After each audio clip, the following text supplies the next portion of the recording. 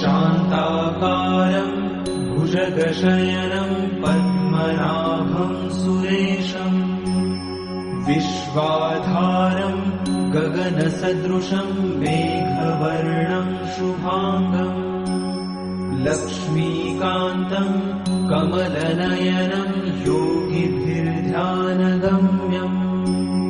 वन्दे विष्णुं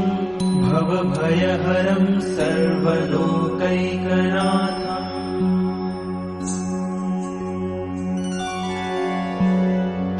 शान्ताकारं भुजगशयनं पद्मनाभं सुरेशम् विश्वाधारं गगनसदृशं मेघवर्णं शुभांगम् लक्ष्मीकान्तं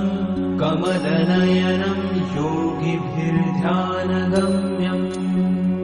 वन्दे विष्णुं भवभयहरं सर्वलोकैकनाथम्